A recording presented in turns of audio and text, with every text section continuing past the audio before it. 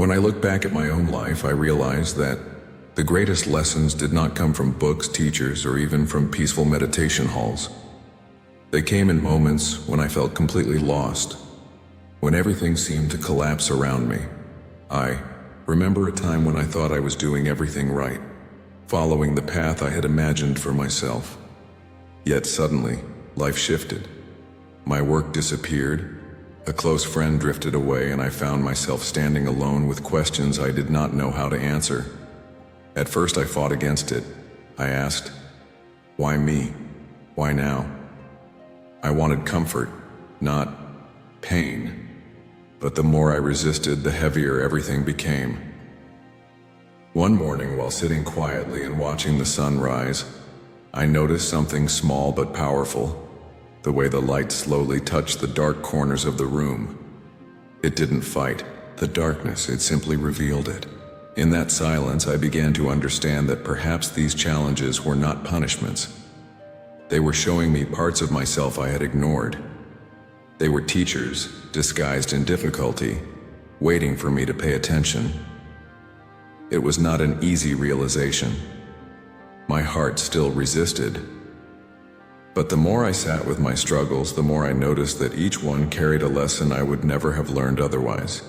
Patience, humility, compassion, and a deeper understanding of what it means to live fully. That is when I began to see that life itself, with all its unpredictability, was the most profound teacher I could ever have. There was a time when I stayed in a small Zen monastery tucked away in the mountains. The days were simple, sweeping the courtyard, carrying water, chopping vegetables. Yet simplicity did not mean ease. One winter, a heavy snowstorm cut us off from the nearest village. Supplies ran low, and every day felt like a battle with the cold. I was assigned to fetch water from a frozen stream at the bottom of the hill. The path was steep, the snow thick, and my body ached from the endless trips up and down. Each step I took, I muttered in my heart, why must I suffer like this? Why can't someone else take my place? The mountain seemed merciless, the silence even heavier. One morning, as I slipped again and spilled half the water, I dropped to my knees in frustration. My breath fogged the air, my hands trembled, and tears welled up. Just then, I noticed something. A small pine tree, half buried in snow, standing quietly against the icy wind. Its branches bent but did not break. It made no complaint, offered no resistance. It simply endured, rooted deeply, waiting for spring. Watching it, something shifted in me. The burden on my shoulders didn't vanish, but the way I carried it began to change. I realized that the hardship itself was shaping me, just as the mountain shaped the pine. From then on, every step up that snowy hill became less of a punishment and more of a lesson. The weight of the water no longer felt like cruelty. It became a teacher, reminding me of resilience, of patience, and of strength I never knew I carried. And in that frozen silence, I understood what my masters meant when they said, life is the true monastery, and every challenge is your practice. When I reflected on those days in the mountains, I began to see that the snow, the exhaustion, and even my frustration were not enemies. They were mirrors.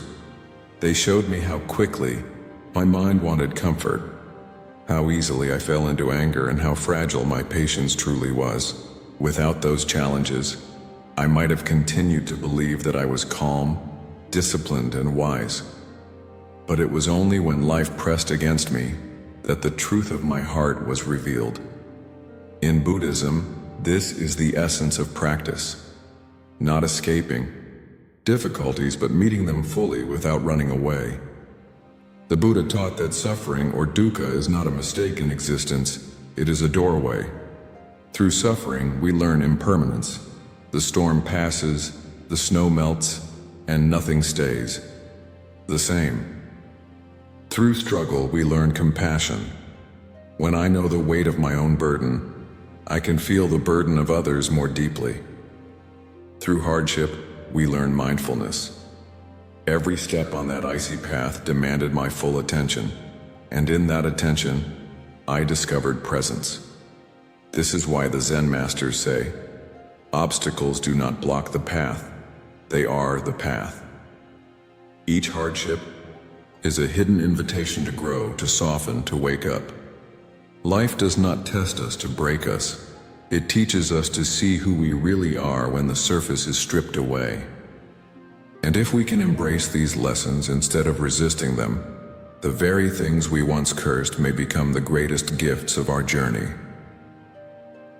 When I think about how these lessons can live in our daily lives, I realize they don't require a monastery or a mountain. Life itself provides enough practice. Each morning before rushing into the noise of the day, I try to pause with a single breath and ask myself, what teacher will I meet today? Sometimes the teacher arrives as a delayed bus when I am in a hurry. Sometimes it comes as harsh words from someone I love. Other times it shows up in my own restless thoughts that refuse to quiet down. None of these are pleasant, yet each is an opportunity to practice patience, to see my attachments, and to soften my reactions. One simple practice is to notice the moment of resistance. When anger rises, instead of feeding it, I pause and feel how it moves through my body. When disappointment comes, I ask, what is this teaching me about my expectations? Even small frustrations, a broken glass, a forgotten key, can remind me that nothing lasts forever and control is only an illusion. In this way, daily life becomes a living sutra, written not with ink, but with our own experiences. It also helps to practice gratitude even for difficulties. When I carry the weight of a problem, I remind myself that it is shaping me just as the snowy hill once did. If I can see hardship as training rather than punishment, my heart grows lighter. Slowly, I discover that challenges are not barriers to peace. They are the very path that leads me there. And each day, in the ordinary rhythm of life, the practice continues. As I look back on this journey, I see that what once felt like obstacles were actually silent companions guiding me toward a deeper understanding of myself. The snow-covered mountain, the aching body, the restless mind, none of them were punishments. They were the same as a wise teacher who speaks in riddles, forcing the student to look beyond surface answers. Life, in its rawness, has always been that teacher for me.